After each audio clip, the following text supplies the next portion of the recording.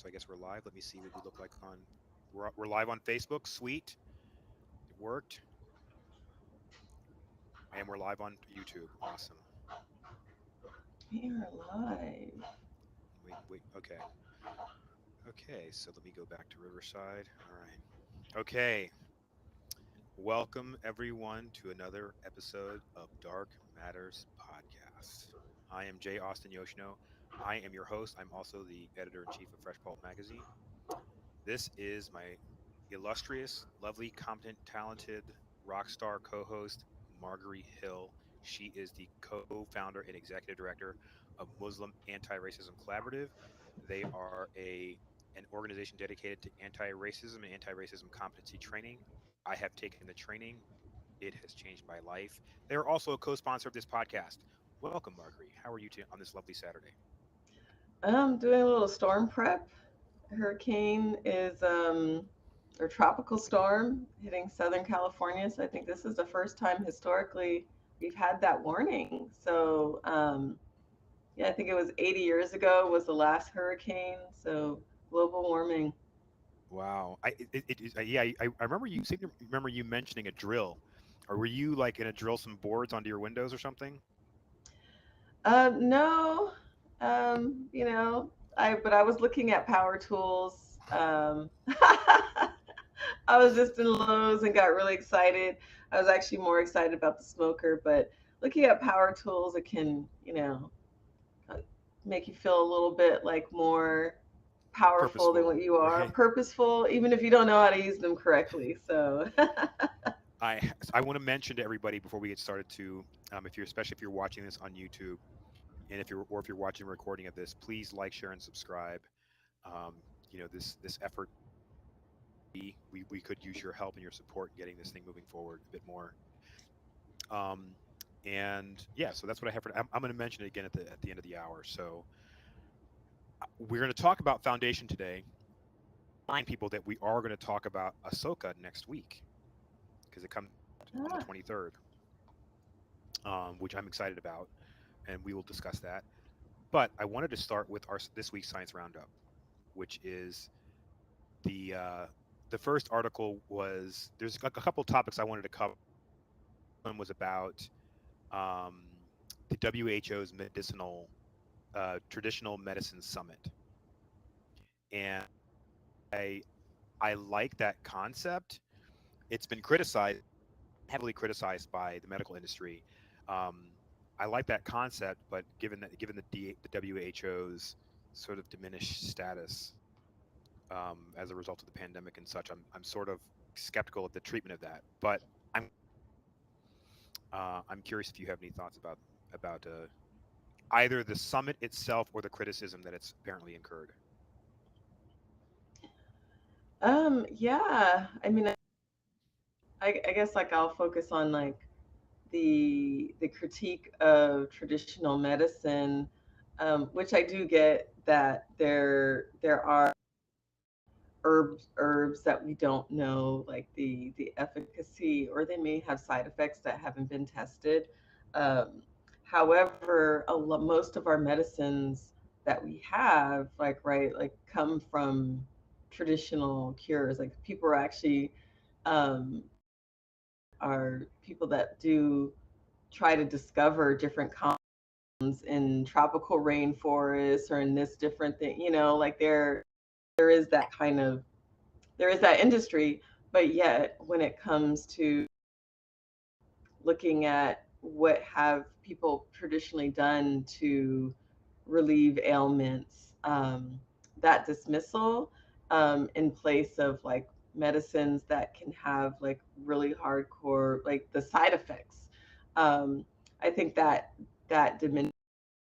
My big concern, right, is like when there is that discovery that there's a traditional cure or a traditional treatment, that when pharmaceuticals get a hold of that and monopolize that, even though they've taken the treatment from indigenous peoples, that's when it's really harmful. And when they deny treatment to certain treatments when it saves lives, like that should be available. It shouldn't have a cost to the population. So that's kind of as far as having a summit where there may be that discovery, right? Or they put it through the system and then they make it inaccessible to the people that they've ripped it off from.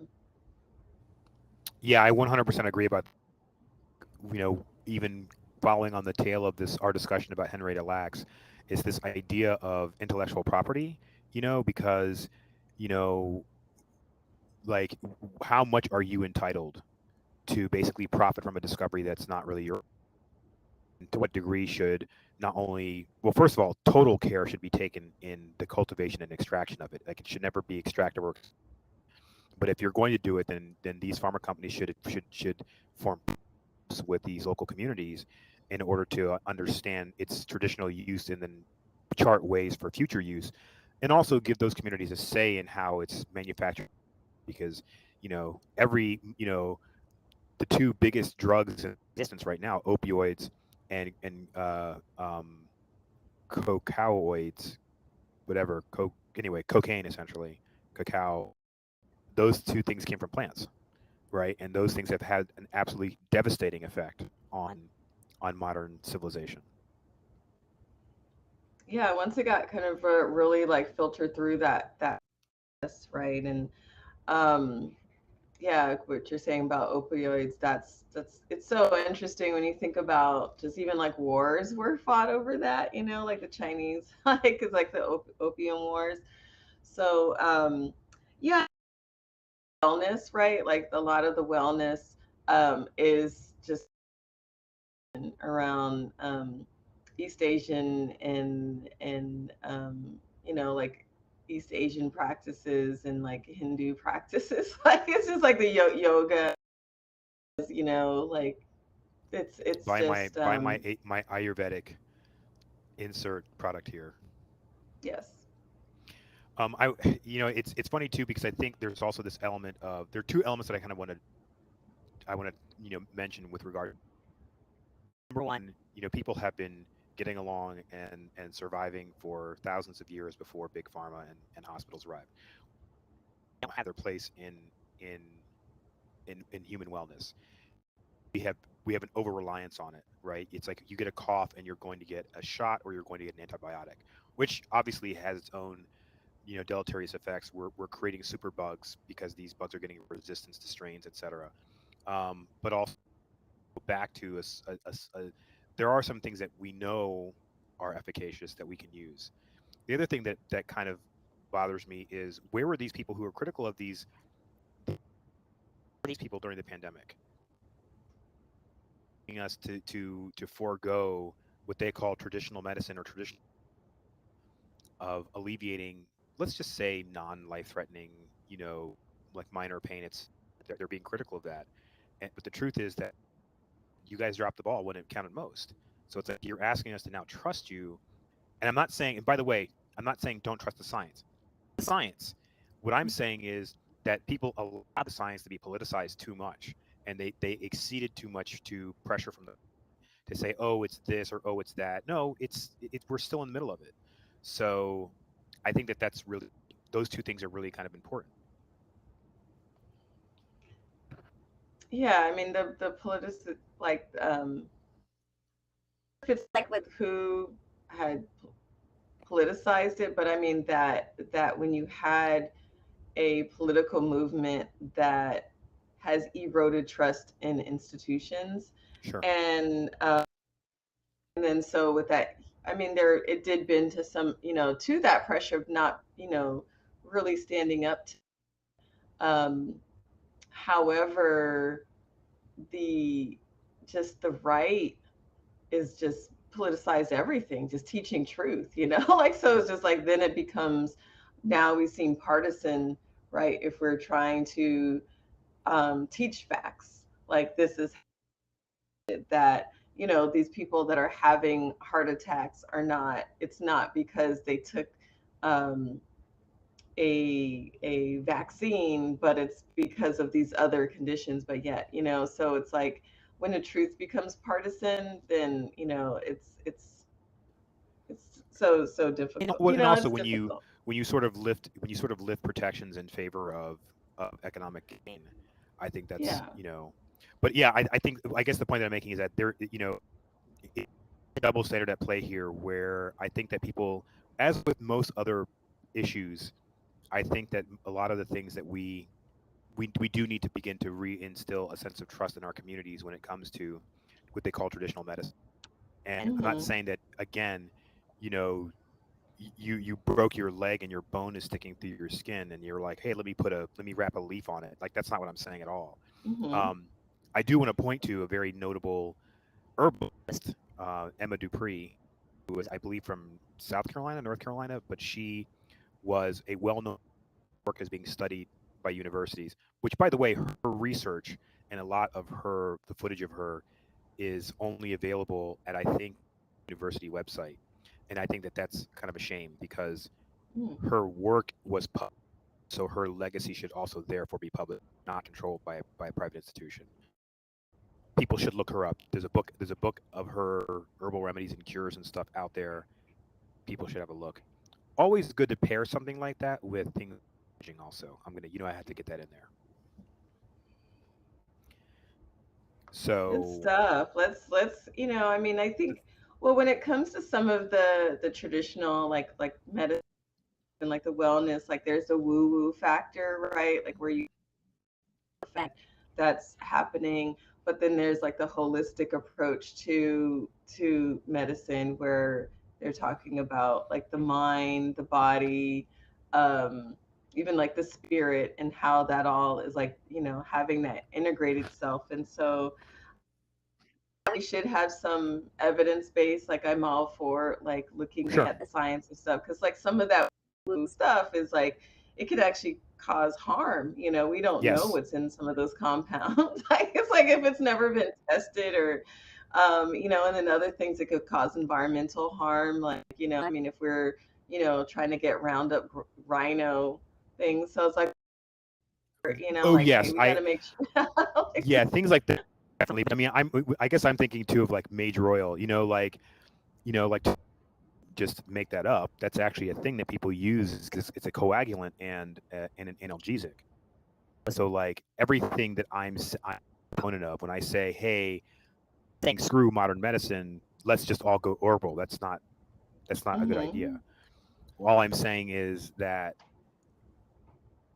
rather than kind of taking one of the extreme approaches, we take a measured approach to the reintroduction of traditional medicine into our communities. And obviously, yeah, that's all I'm not saying democratic degrowth, let's destroy hospitals. No, I'm for healthcare. Um, so um, I wanted to also take us to our next topic, which is about millet. Right, there was an article in Asahi Shimbun, maybe it was Japan Times, um, is that talks about. I keep my science articles, by the way, from Japanese publications because they tend to have better science reporting than American publications do. Um, but there is an article about how millet will help people navigate climate change. Um, it grows better. It grows very well in arid regions. I would like your take on that too. Gosh, I mean, millet. Every time I think about the bird food we'd have to that when we had, and it's not. I don't have very fond memories of the smell. It doesn't seem appetizing to me. But I also know that like it's just like that there are some that eat millet, but then I just think about bird food, and I'm like, oh gosh, like that's just sounds Oh, so wait till you rough. cook it.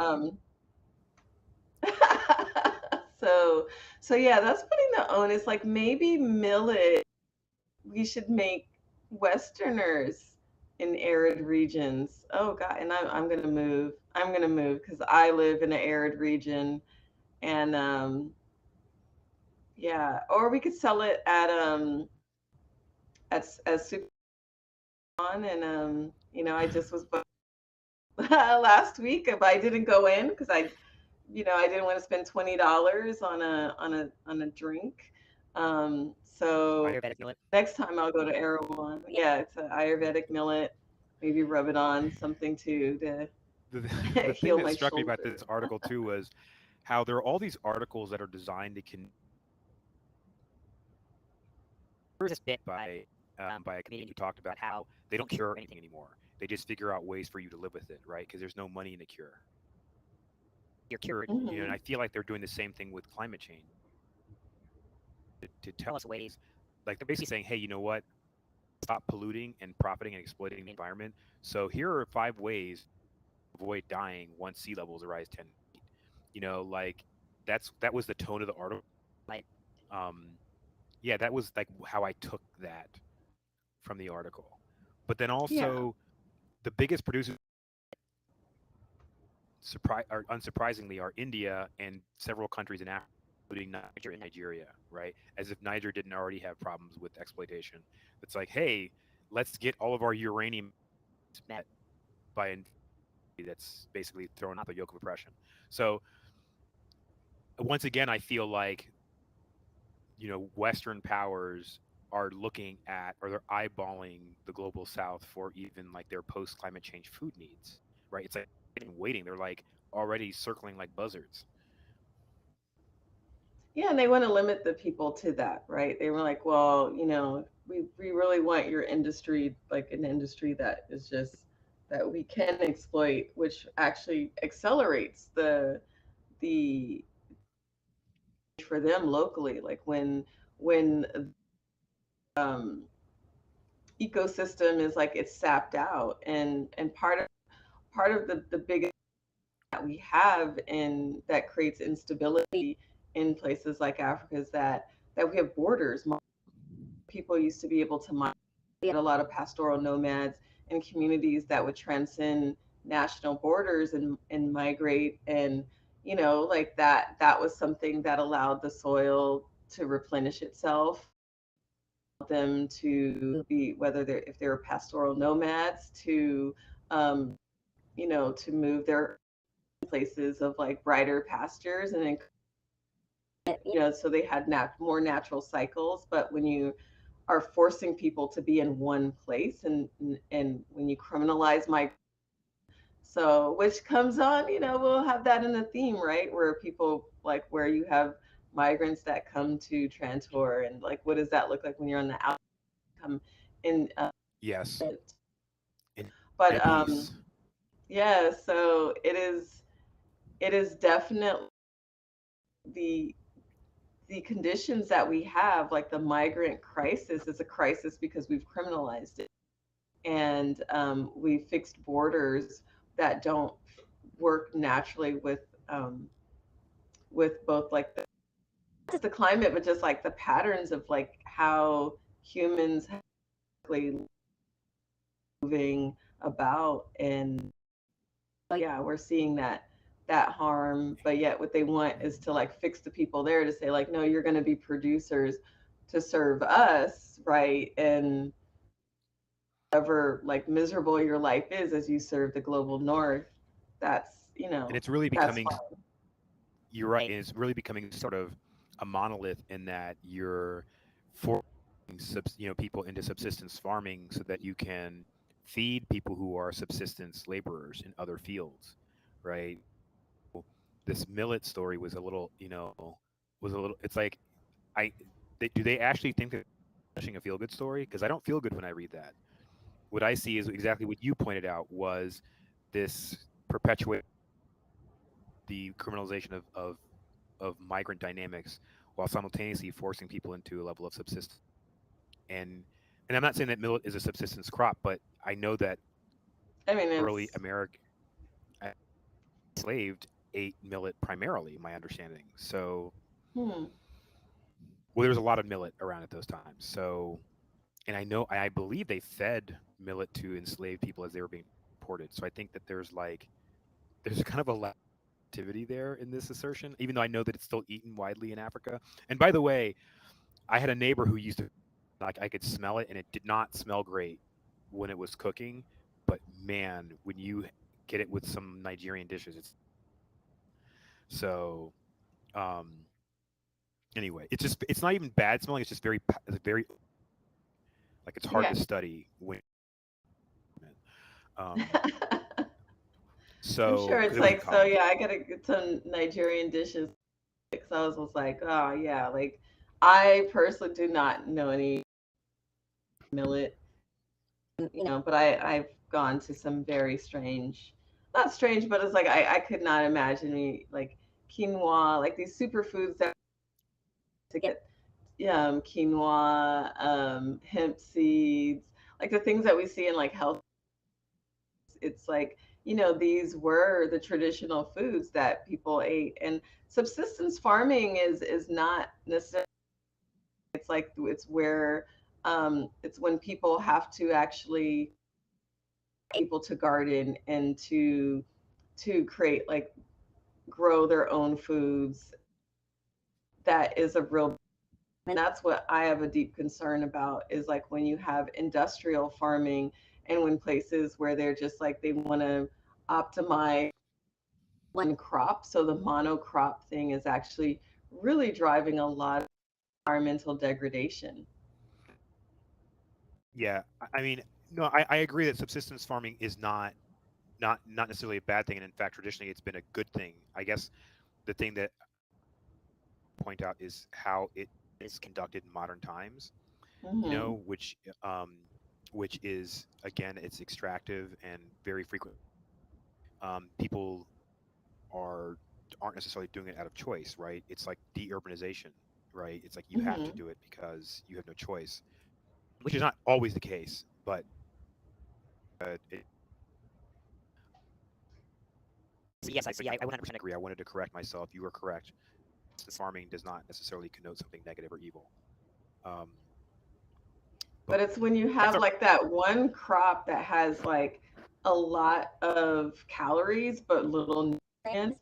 And so that's what maize did in Africa. It's a little historical thing when maize was brought, like when it became like introduced in Africa, like, and that to feed a lot of people, um, that it actually caused famine because, you know, calorie surge, and then there's like overpopulation, and but yet it doesn't have nutrients like when you diversify the food, and even like with foraging or things that people could do to grow multiple, like just like gardening, finding different items, but like maize is just calorie rich, nutrient poor, and then once the climate changes, if there's a slight shift, then you have mass starvation. So that is a problem when you have people that are thinking about industrial farming as opposed to being like, well, systems, right, where you can that allow you nutrients that they need, right? And the variety of foods that they need. So yeah, we have a lot remind of. me, the dynamic that you just pointed out actually happened in the United States in the early 20th century, right? The United States were they didn't use crop rotation methods; they were using monocrops, and what that did was it leached nutrients out of the soil instead of returning them to the soil. And over time, the top layer of soil desiccated and became a dust. And by the way, crop planting also patterns. So you had these giant massive storms in the Midwest that killed a lot of people. And by the way, who who helped problem George Washington Carver actually got a Presidential Medal of Freedom, widely hailed by Roosevelt as the person who essentially saved America from starvation. So, and he introduced a method of crop planting thousands of years. It's just that because of industrialization, people were, I'm going to plant just potatoes or just corn or just whatever. So I wanted to get a little bit of Black history factoid in there real quick. Thank you. Now I'll add a little bit of Native American. So when we put that all together, a major like just not just magic, because we're not talking about the woo woo, but scientific things. But like the three sisters actually comes from when I taught at the Muslim youth camp, and of my students for my public narrative class, he actually was had take he was from Texas, so he had taken and he's probably about, and he this young man is so fascinating. Like he is just so like of creating ecological, like create diversity, right? And so he talked about the three sisters, which are that's like the squash, um, squash, and beans. And so that fixes nutrients into the soil and allows it to continue. So between George Washington Carver and Native American methods of planting the rotation through the year, that actually allowed for and the ecological diversity of like whether we're taking like heritage seeds and not just getting genetically modified seeds of one type of seed growing. These are the types of things. So I'm all for like as we think about traditional Yes. medicine, we need to think about traditional ways of farming and food systems that Yes. fit, and not just in kind of like herbal, like urban environments where food systems are actually falling short, where it can lead to mass starvation once systems Yes. fall apart. So, I'm so glad you said that. You're right. Those things are connected. Really, what it points to is democratic degrowth, which I think upon in a previous episode, which is the idea that we have to stop industrializing all of our consumer needs, and we have to start deindustrializing them. And a good example of that is our meat consumption, right? Because we waste something like a million tons of every year that doesn't get sold, and we need to get back to like local butchers, and local like meat mhm. farms and that sort of thing. If meat is your thing. So that was a science roundup. I couldn't find anything for like nerd roundup, and one of the things that occurred to me is I used to like Fresh Pulp magazine is partially modeled sort of pop culture nerd magazine from the early 2000s, late 20s, and I realized that when they went out of business, I think like years ago. Well, they didn't really go out of business. They just switched their model from like a pop magazine to selling plushy toys. But I realized once they did that, that there was this giant market for like nerd, for what I call nerd culture, because they had, their curation was just it was wonderful. And so I realize now that I'm just going to have to get really serious about getting down in the dirt and finding more nerd topics for us to discuss. So for the time being, we're going to have to move on to foundation, um, and talk a bit about that. But I am working on it. So trust me, we will have some stuff coming up. So foundation, we are they have.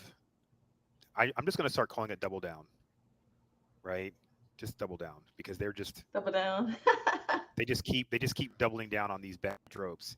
Oh Um, gosh, yeah. I mean, well, let's do it and then because I feel like you do such a good roundup. so I really like like I had to like what like I was like, what did happen? What did I watch the other day? Because so most of the story this time focused on Gale and Salvor and Harry, and they're on Ignis.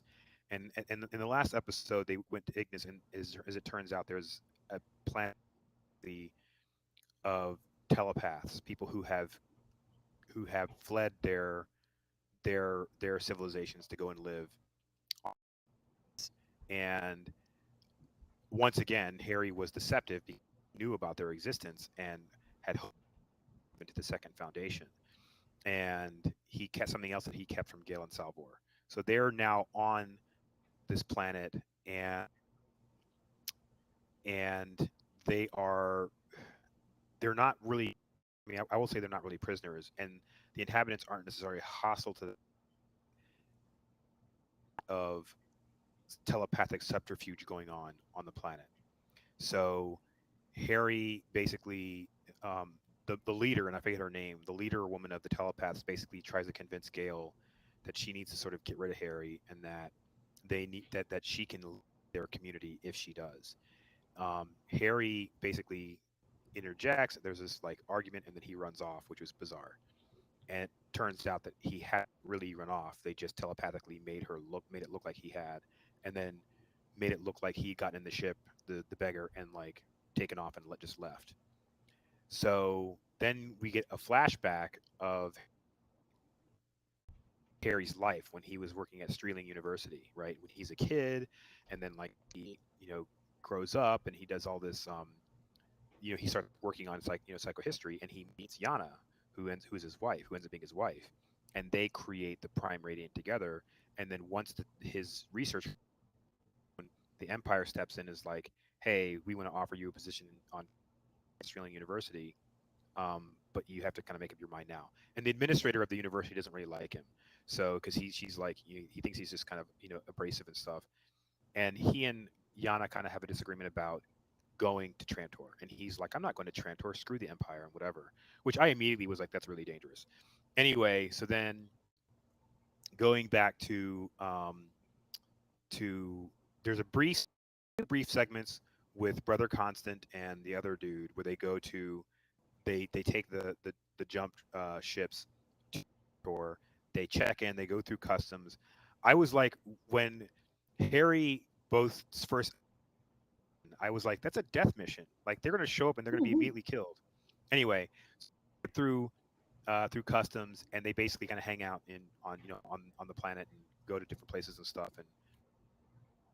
And then there's a scene with Hober Mallow, and he's like taking his his his jump ship to the far reaches, whatever these coordinates are, and this giant, crazy ship shows up out of nowhere and like ship.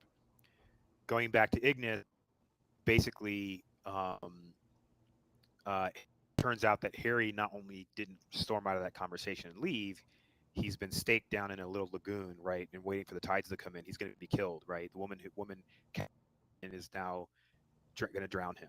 And while he's drowning, he has like more flashbacks about Yana, and she's reading his mind. She's this. I'm not gonna get into that yet. Anyway, so and he dies. Sorry, spoiler. He dies. But Gale is Gale. One of the things that the leader asserts is that Gale should not be working, not only working with Harry because Harry is not her better. He's her inferior. He should be her subordinate, which I agree with. But on the same hand, she's just kind of being tossed about. Salvor and Harry do have a conversation, which didn't really amount to much. So this was like a really kind of a filler episode. It did move the story, but there wasn't a lot going on. So basically that episode ends with basically Harry dying. So um, anyway, if I missed something, let me know, please, because I know I No, I probably think you trimmed. got. I mean, well, you got the like where the empire, like empire, or the lady that went Oh to get right, like she kills Harry's wife. she kills Harry's wife. That's right. I'm sorry. Yeah. It was a big point because it kind of informs like why he is the way he is. But yeah, the woman who's the administrator of the college abducts Harry's wife to get him to give her the Prime Radiant, but she ends up killing him, killing the wife. And by the way, his wife was pregnant at the time, and when she found out she was pregnant, she gave him a medallion that looks like the vault. The vault is modeled after the medallion. The medallion has a heartbeat in it, and it tells Harry so that the heartbeat of the child and her can be next to him. And so when the administrator comes and says, I took your wife hostage, but if you give me the Prime Radiant, I'll let her go. He's like, I already know she's dead, man, because of her heartbeat stopped beating, right? Like, and so he basically takes her out into these animals kill her. So, um, which is, by the way, that's significant. Again, I'm sorry, I'm butchering. In the very beginning of the episode, which is like a flashback, he's like a little boy, and he notices visually that there are these animals, these winged animals that kind of run their area that and then fly up to um, Helicon's moon, right, which shares Helicon's atmosphere, and that there was a pattern to how they would run, and he went out into the middle of the stampede and just stood there, and they ran around him because he knew where to stand. And so he does the same thing when he abducts the woman. He takes her out to this where these things stampede. He stands there and he holds her with him, and then shoves her into the stampede, and she dies. So he gets revenge on her. So yeah, that's again, if I'm missing anything else, because you know anyway, Yeah, there's a lot of little things we lot of gotta. little things, which I'm sure Well, will come out through the course of the discussion. yeah. So if you want to kick it off, you're more than welcome to. Yeah, I mean, well, let's just kick it off. Like, I mean, if you can control people's minds, right, and you wanted to take them out, would you go through all the drowning somebody as like a kind of death, or would you find another cool mentalic way of killing somebody? So skeptical about the water death, maybe, or maybe he saw it, or, but I just like maybe there's something else behind this because if I was a mentalic, like I'd just be like, you're just gonna think you're walking and you fall off a cliff. Make it easy, like it's just like you're Right. just walking and you just fall. Like there's so many ways, right? Like you could die, but like that was just way too That's a good complicated. point. That's a good point. Reason for no reason. That's a good point. And I Ocean think also death. like it also probably presents more questions than it solves. Like if they find his body, they're gonna be like, well, he didn't fall off a cliff, and but the fact that they He's show that they old. They projected. could have given him a heart attack. You know what I'm saying? Like it's not young. Like they could have just been like, oh, he just failure to thrive. Well, to me, part of the point wasn't just to murder him. Part of the point was to discover the location of the prime radiant. And so I think she staked him down in that little lagoon so that she could Mm, probe his mind, to like maybe glean something. That's what I thought, but I wasn't 100% sure. But yeah, you're right. There is that element is a little overly complicated. yeah, well, Gail has the water thing, so that would have made more sense to have Gail like, okay, we're trying to get you to like agree to something, so we're gonna do that. But like, what was Harry's thing? A stampede buffalo or something? I mean that. Right, I mean the winged. buffalo scene just reminded me of Lion King. I'm not gonna lie. It's like, We and it's funny because she splashes. This is the thing about the leader of the telepaths, the Mentalics. First of all, I don't like her. Okay, because she is one of these people and the community. The community is a community of people who've been traumatized and ostracized. But I also do not think that traumatized and ostracized gives you the right to act in. She was very evil. Some of the things that she did were hmm patently evil, and she was yeah, unapologetic about that. Like, I'm just going to splash you in the face with water and then go into your mind. And there's also this issue of consent. Again, this consent, this idea of not only entering people's minds to take information, but entering their minds to adjust or alter their realities. That is incredible or immoral. hmm yeah, it is. It's deep violation. One of the things that I was thinking about, which is of it's is the way she talked about humans who didn't have the ability, that they weren't real Complete. people, Right. not complete. So therefore their deaths don't matter. Like I'm not killing you because you're not. Yeah. So that's Eugenesis. yeah, so it's a very deep concern. So it's so right to be suspicious about whenever you see scenes where everybody's wearing all white and you're just like, wait, is this a cult? Is this something, a kind of this conformity that you're seeing there? And that her assumption that Gail should be the leader, like does Gail have what it takes, that it's because it's not just a touch of evil, it's just a, Ruthlessness. yeah, just does Gail have that ruthlessness to keep, or just like that Tellum's image of like how she's going to protect our community. Like, so why does she pick Gail to be that person? Is my concern. Because I mean, I haven't seen, like, I mean, Gail has a little temper there and has inadvertently done some stuff, like torture the, is it Radiant, wherever he was Right. at, like, Torture torture Harry's consciousness in the Prime Radiant. Yeah, but is that really his consciousness? That's a Is question. that That's a good really question. But really another good him? question is, and you touched on this, but is the person who is being drowned, even if it is being drowned, that's not Harry's original body, and so we don't know if drowning will necessarily work on that body. It may be cloned. It may be an android body for all we know. We don't know, Yeah, and there's another Harry somewhere else. right? Also similarly So evil. Yes. yeah, I mean, but he was even more. I mean, Harry was, but no, I mean, for him to do that torture thing with that one lady, to what we may really want to say, which may keep us from having a good father group, but I'm just gonna say it. Like when they de-aged Harry, they put that terrible wig on him, and he looked as bad in his youth as he looked in his old age. And here's this beautiful that's brilliant who could have been with anybody else, and he had no riz. Like his charisma was just absolutely deplorable. And I see this. This follows a pattern. I mean, not given that. I mean, I'm Muslim American.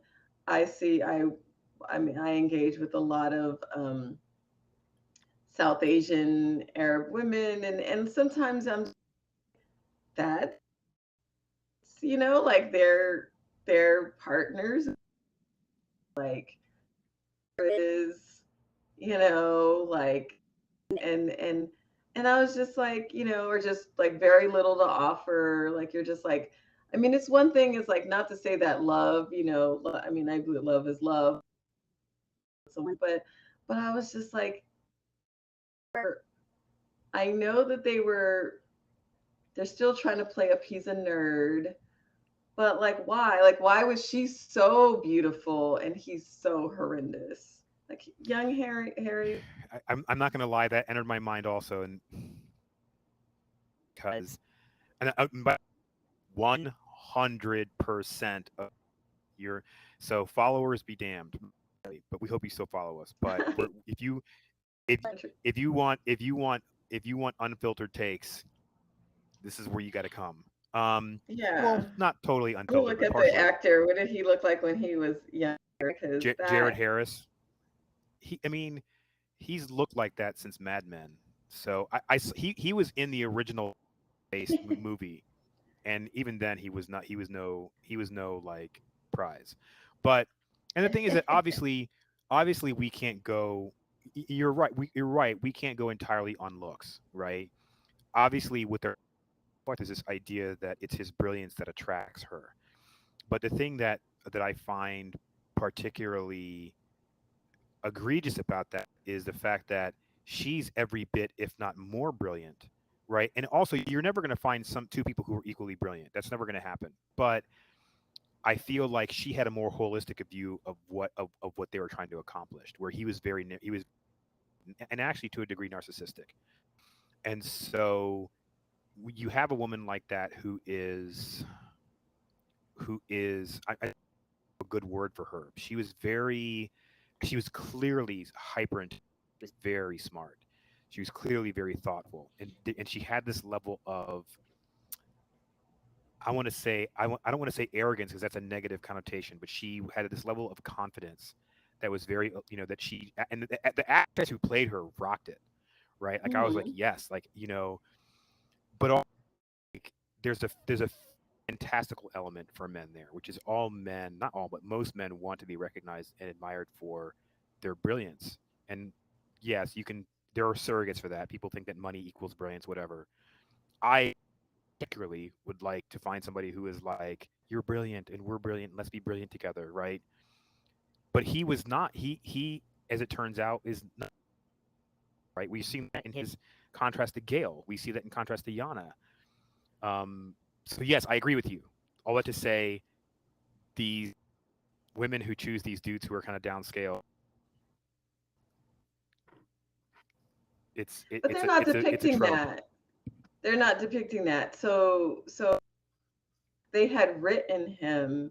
in a way where it's like because his spark, right? The brilliance,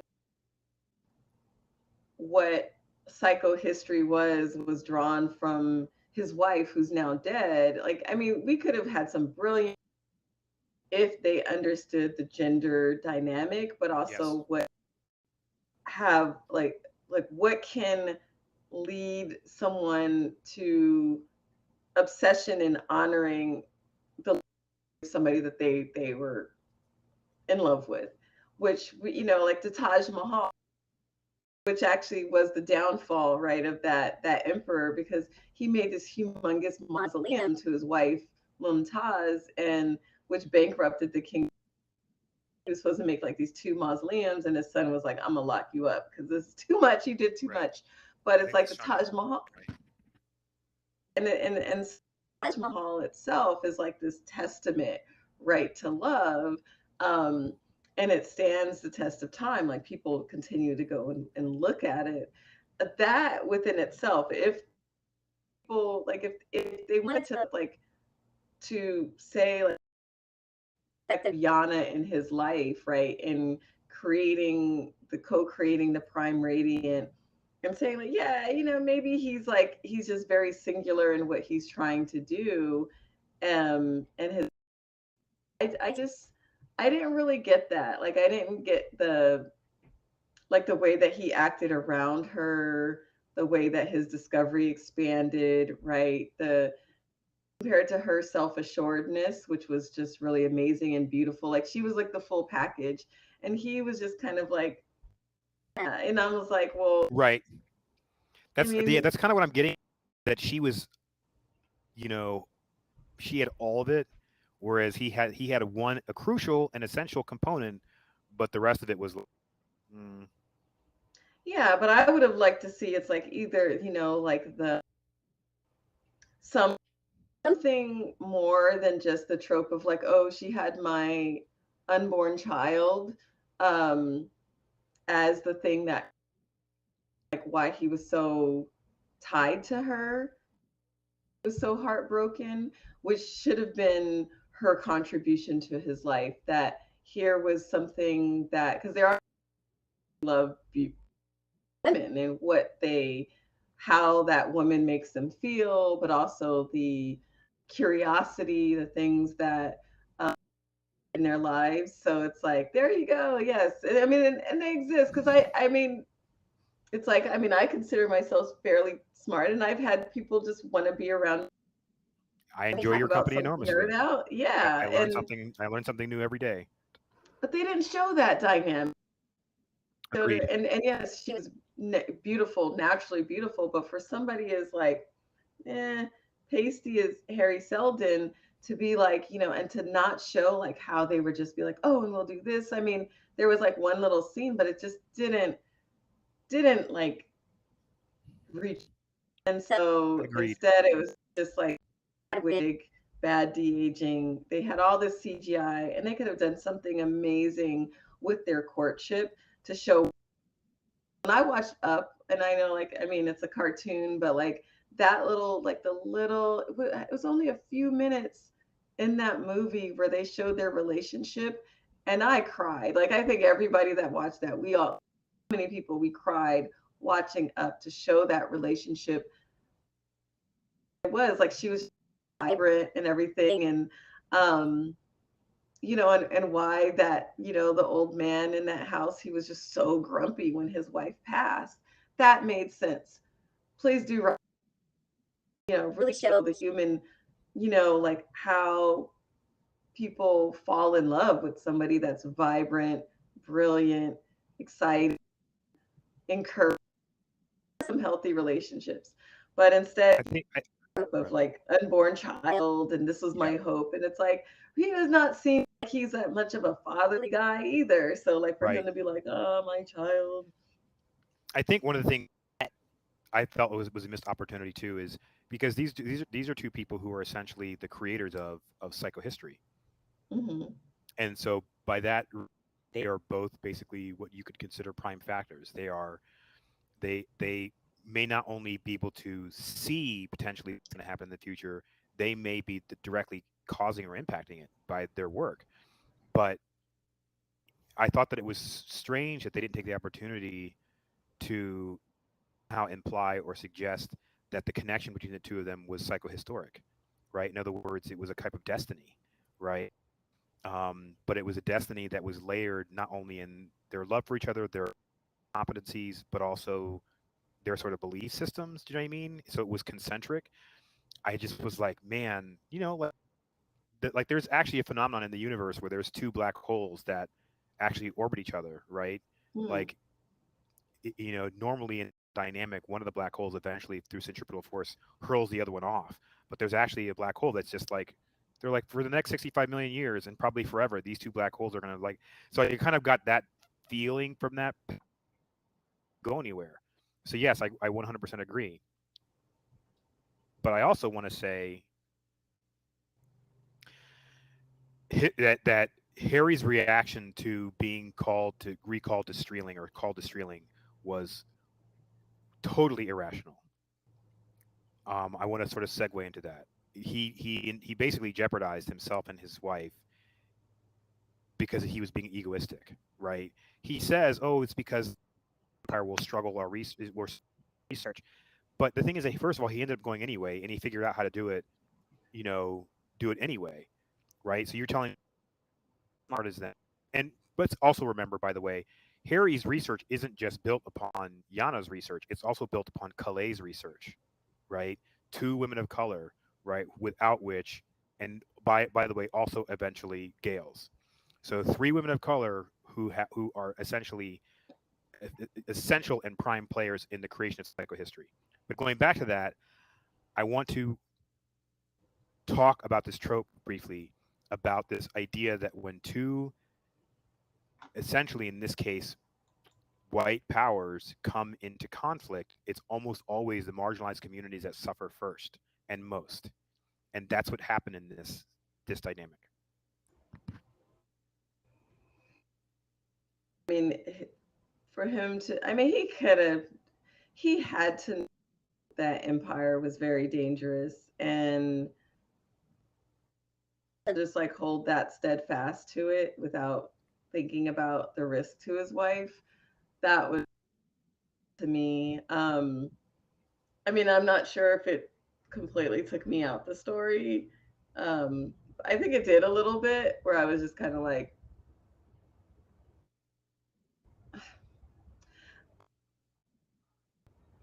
I think that they were rushing the writing, and that they could have had a little bit more of like kind of them weighing things. She was like, we got to get, in there in the Empire, and then we could. Yes. I'm like, okay, they would really like say this. Like, I mean, if you have like that much attention on your work, that you would verbalize that in that way without thinking about like, wait, we need to be somewhere where people can't and hear what we're gonna say, but yet we're gonna be like, you know, or in the Empire. So that took Yeah. me out the story. Then for me to think about the rationality of that, I just felt like this was like a plot device to explain his back end, which I don't like when women used like that in the story. So in a lot of ways, it's like they've made Harry's wife and her tragic ending. They made her like that magical colored like woman of color, right? She Right. becomes like a vehicle for his moving his storyline forward, as opposed to a character of agency within herself, and she deserves better. Yes. I 100% agree with that too, and I'm agreeing with you a lot these days. But I think we're on the same page with this. The other thing that I also found, which feeds into this dynamic about how this planet has seen two world wars and countless other conflicts, times either promoted or catalyzed by Western powers, and in almost every instance, the people with the resources of color in the global South are the ones that have suffered. And to me, Harry's defiance of the empire sort of was an allegory for that, right?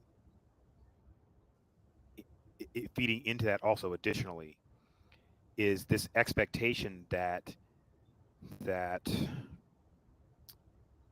Western powers, the narrative for white privilege, right, is there's this expectation of restraint, right? He was being obstinate because he didn't think that the empire would dare harm him, right? But and by the way, to me, it's I think that it's no accident that it was a white woman who ended up dispensing that violence, right? I mean, it was probably an accident of writing, but I thought that it was fortuitous. It was interesting. So what I guess what I'm saying is that he's like, well, I'm this white dude, and basically empire is white. The Kleonic Empire is essentially, dynasty is white, and yeah, they'll probably be angry and they'll probably get back at me in some way, but I'll probably still live. But he wasn't thinking about the lack of compunction that these power structures have when it comes to people of color. Like it didn't even occur to him. And the truth is, that's how people live, not just movies. Hmm. So if he didn't, if it consider the possibility that his wife and his child might be harmed, was insanity to me. Yeah. Like, I mean, I just felt like this was like that kind of trope, so I just had to look it up briefly. Because it's like there are TV tropes, Hmm. and I suggest any writer look up TV tropes. You understand the kind of harmfulness of those tropes, but also just how lazy writing.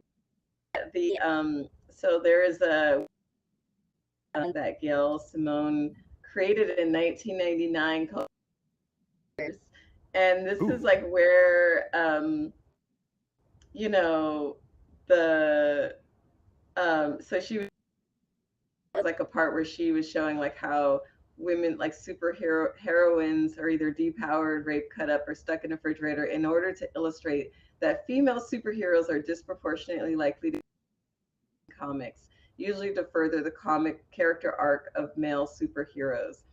And so they talk about like the stuffed in the fridge, um, also disposable women. So this is a of women and people of color, but I think especially like women, um, like their deaths are used to move the story arc character. And when you have a lot of that, like when you have people that, I mean, this is the thing about bias in media, is that it allows us to justify our allows us Yes. to be used to certain ways of treating individuals who are members of those communities that we're say for example, if you're imagining that a person of color is whose sole purpose is to be a supporting character to support your growth, because all character of ours, right, and we all have aspirations and hopes and dreams and hurts. But when you imagine that everybody else, like you're the center of your universe, and this is where racism and racial superiority, there are people that superiority where they imagine that exist only to really serve them in some type of way and help move their story along, and so they can eyes those people. So that is my concern when people only see Black people as serving a way for their development, and also like that wise, the wise brown person. So there Right. are some The shows mammy. where these tropes happen, the magical Negro, but there's also like the kind of an age that wisdom. Right. So that's where it did kind of concern me, where it wasn't like she was like I mean, as amazing as the character was and the actress was, that she needed to have her own, right, some Yes. more backgrounds, more things fleshed Agreed. out than to be a device to show his growth, why he became so hardened and pragmatic about what he was doing. So refrigerators is saying, kind of, I think we It's have to okay. be aware of that. A lot of writers were being influenced by other narratives, and so they put that Yes. in there. It Which is may why have we do served. this show. Why we do this podcast is because of that. Sorry. Go ahead. Yeah, Yeah, so when you're writing a story, right, whether it's sci-fi, and especially if you're doing sci-fi, things like characters, understand that they all have their own motivations. There's a possibility, like what you were saying, with that of like what brings people together, and it's the relationship just as part of the backstory of one, and especially if you're having someone with a um like if you're writing a character or casting a character that comes from the dominant culture, of being mindful of how your characters of color, because you may just be feeding into, but that trope actually can lead to even further micro. It can Right. be like, because I can just imagine, like, I mean, this is probably happening on a college. And the guy's like, yeah, I watch Foundation, and you're like, blah blah blah. And just think about how And many also she, women's work, scientific, and attributed to yeah, the husband, yes, often. And yes, so this is where even that being reinforced in the show, I'm like, are you kidding me? Like, yes, given the history of like how of scientists where they had a true partnership, but the full credit, like the woman's doing all the yes. editing, doing all the work, and we're only finding some stuff out in the public narrative, or if you dig. But when we're learning this stuff in science class, we're not being taught like who actually that or who did. And so I'm just like, why are we giving this all You, to Harry Seldon when it was his wife? His wife was the we, smarter one. this is a good to what I wanted to talk about. The last thing I wanted to talk about. I did want to mention also real quick that I thought that it was also kind of cringy that he was so dismissive of her concerns about rejecting the offer. You know what I mean? Like he was just like, "No, we're crazy, we're not doing that." It was like that, you know, like I know that it's meant to drive the story, but I would not anyway. Like I said, he was operating sheer privilege at that moment. But It was you like you privilege, but not like what it would be like. So that was also I mean, it's like, like you're kind of a, not to say because he wasn't mediocre, but up here and stuff. And so he could have been like, you're always right, but I'm right on this. And then he, right, like maybe like a right. It could have been little more bit of some nuanced. insecurity. Right. Yeah, like nuance that out, which could have given them like a very, where maybe his stuff is a little bit more guilt driven. Like he should have been drawn on the guilt. Like he caused this. He knows his psycho Right. history. I'm like, Up doing exactly what they wanted anyway. mm-hmm, So the thing that I wanted to mention now is finally I only want to spend a because we're over an hour at this point. Um, is the spacers, right? Because spacers were in this episode. They've been in a few episodes, but with the exception of the very first episode, all of the spacers have appeared to be phenotypically black. And I think that there is, if this trope doesn't exist, and it should, but there is kind of a because who are spacers? First of all, spacers they all appear to be phenotypically black. I think except for one that was kind of ambiguous, but there is literally to transport goods, commerce, troops, people from point to point in the universe. So they're not only enabling commerce, but they're enabling violence, right? Like that's their job, like transporting troops and stuff too. And so, and they don't, and the, like quote unquote proper names, right? And that really that all bugged me for the longest time, but I couldn't put my finger on it until now because like she shines bright or she, whatever, she slingshots the sun, whatever their names are. And so now I'm like, it's when you look at, for example, chattel slavery, for example, you have people who were brought here to work. They were really literally the backbone of this country's industry and prominence, right? mm-hmm. They had their names taken away from them and replaced with names of the choosings of the people who enslaved them. That got me. But then, of course, as you moved away from the chattel slavery era into the Jim Crow, and then eventually you had people who were to gain sort of in the civilization that had oppressed them, they took on these roles that were essentially essential. Like if I make myself more and more indispensable, the more privileges and the more acceptance that I'm going to achieve, and that's never happened, right? So you have people who were in the military, you have people who were in other jobs that may have they found they were disdainful, but we did anyway because we felt that it was necessary. And so I kind of got that from it, if that makes sense.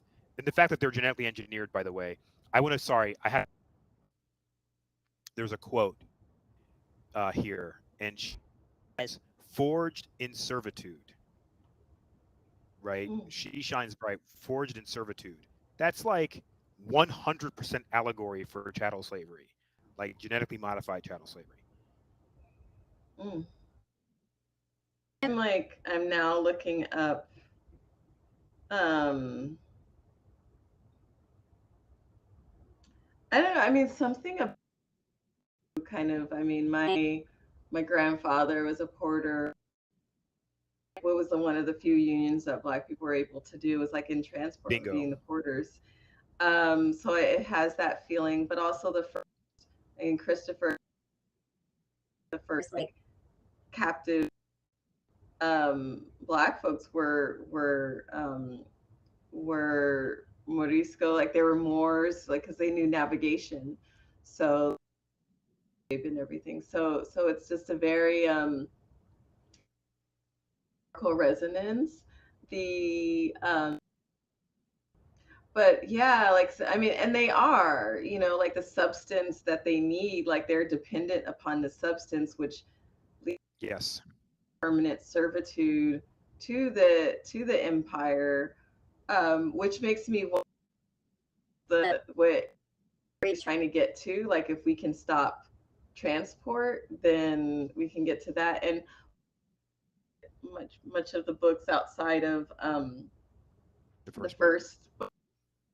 So I'm trying to understand like like I have a lot of questions. System is this kind of, I mean it's very interesting that it's taught like that this is a kind of nuanced thing, but it guild, like I'm thinking about the Spacing Guild of Dune, where they're dependent upon spice. So when they were talking about the substance, I was like, was this a spice? Like, which Right. needs something that kind of drive the this interstellar travel. But yeah, the fact that they're so important to the empire and to transportation, but yet they're in servitude, and then have the is it the whole, like, so then I'm like, is this a hive mind? Like what is going on? So they're like, what are you doing here? So can Yeah, you I was, and which, by the way, that whole sequence was so Earth, Wind, and Fire Afrofuturist. Like I was Mhm. like, like it was. I was like, what is that? What is that thing? And then when the woman was like, "What are you doing here?" I was like, "Oh my God, Earth, Wind, and Fire, Gap Band, Baby Gap, what's up?" Um, even though it was, they probably weren't necessarily influenced, but yeah, like I agree with the. That's the point that I was driving at. Yes, level of dependency on. And I think in my notes I said beasts of burden in quotes because that's kind of how the enslaved were treated, and I saw that connection between the spacers and also this idea, like you said, the substance going back to Dune, the navigator, that the spice is a right. Mhm. You're like you're basically addicting your population to a drug for purposes of exploiting them. And granted, the navigators are different, right? But there's still an allegory there. Yeah, so it's a very I mean, and they make them very beautiful, but it's like it is that 'cause, but they're asserting their humanity, like we're human. So I'm still But we should see that. Do you know what I mean? Like the only time we've ever seen spacers so far is when they're doing their jobs. And so, um, yeah, we know that they're forged in servitude, quote unquote. They're genetically engineered to be spacers. But I also want to know what are they doing when they're not transporting stuff. Like I do want to know that. I want to know that they're like, did they, because there are people who were in ancient times. There were people who were quote unquote slaves, but they still occupied positions of, authority or power within societies. mhm. Run with that enslaved narrative. I want to know that they're not necessarily chattel slaves. I want to know something else about them. And if you're going to make that your case or you're going to make that your story, I want to know why. Yeah. So one of my subfields is like that I was actually kind of specialized in was like slavery and like pre-modern, but also goes up into the modern world. But like so the basic thing that like a free person from an enslaved person is that someone that is enslaved does not have control over their biological, like their offspring. So like say, because like they existed in all ranks of society and proximity to power and having power. And so like chattel slavery was like when they were just like no rights whatsoever comes to like in many society and Muslim society, right? It's like that that if uh, the actual like the that their children, as long as they're in that status of that their children's fate actually really controlled by the person that technically even though they have limitations to be done to that person. There are some complexities, I think, like Keisha Ali talks concubinage, but also like Hmm. with the Ottomans, like because Ottoman means like slaves, like the slaves of the on like Mania. So and they utilize that system, the Dev Shirme. So they would have levy on boys, like or children, even like we want like so villages in Eastern Europe and Russia, and like these regions would have to have like a levy on that they would send. Children would actually be conscripted into different and be close to the sultan, and this way like that because they were enslaved, like they had no ties to any family or power. That's how a lot of actually that's why they would use slaves, and it's like they would actually take them away from their families in ideal like contact. But what we could see like even in the book that you're working on the Count of Monte Cristo, that a lot of times the Christian children that were levied still have some contact. They would find ways to contact their Christian family and still have some ties in that, because you can see that with like Haiti in the Count of Monte Cristo. So yeah, like is very complex, and so I'm interested to not to say like I'm how they're gonna do that, and to I'm draw curious about out it the too. metaphor of servitude, like permanent servitude, and what does that look like of getting free, but also adding some nuance to see like are there ways to talk about in a way that does it justice without minimizing the harm, whether that's an Ottoman Empire, other type of empire where people don't have their full freedom as full, like just their full autonomy, whether that's like with their own body, children, well, like those are all things. It's definitely a, so I'm not trying to minimize that. Like Oh, of there's some course not. people I would never. I that wouldn't. do that, Yeah. but I it's mean, doesn't. they've already set the stage for foundation potentially becoming a new empire. So this idea that Mm-hmm, they are seeking out these spacers in order to because one of the necessary components of resistance is going to be FTL. Right? mm-hmm, They're never going to be able to defend each other if they have to rely on conventional means of travel. So I can mm-hmm, see that they're going to be. I can see these this giant spacer ship is going to be an element of that. There maybe they're exiles or something, but on the other hand, what I see potentially is this possibility of trading one form of servitude for another, right? mm-hmm, Which is pursuing the promise of freedom, and you end up falling into this pitfall of more. So, and uh, I think that that forged in servitude thing, a little bit of foreshadowing yeah, it's yeah, it's like what, but also it this was wild. idea of like the souls of like so then the other black folks where it's like they have this idea like we're more spiritual than other people, like we're somehow like transcendent. So serve this purpose, right, of carrying burdens for people and help. Like I'm Yes. like what is it? Like they should exist for their own needs. Like we transcended because we love this. We love Right. space and to Right. do this, we have this field here. Like it's just um I wanted to mention because you go ahead. Sorry. Go ahead. Sorry. Go ahead. I'm just like, because I have those moments where I'm like, ah, I read the book Disordered Cosmos by Chanda Prescott Weinstein, and there was one part of the book that I found particularly interesting, which is that that there is a correlation between melanin and quantum phenomenon. There's a positive correlation, and which I've used to like I've been using that idea to write stories. Is that faster than light travel is a quantum phenomenon. Gail talks about that very first episode. She talks about about that, and so it would have been so cool if they were like there is this predisposition in black folks, right, for for physical interaction with quantum phenomenon, right, like entangle or tunneling.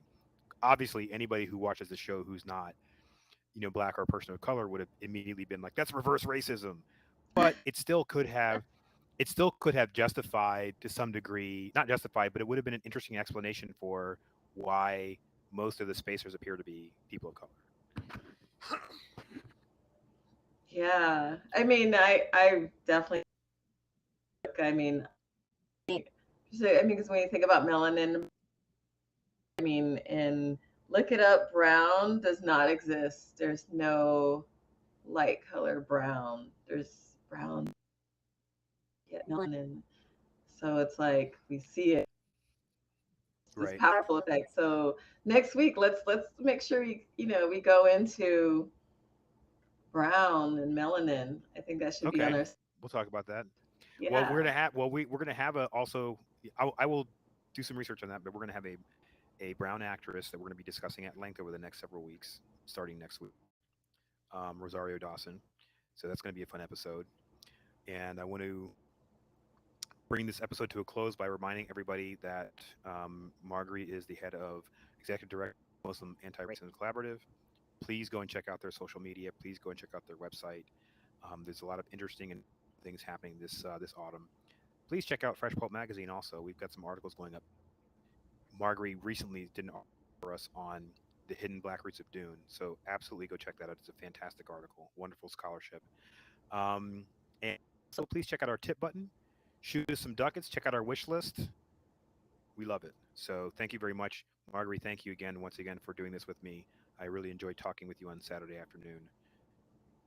I will see you next week. I will see everyone next week.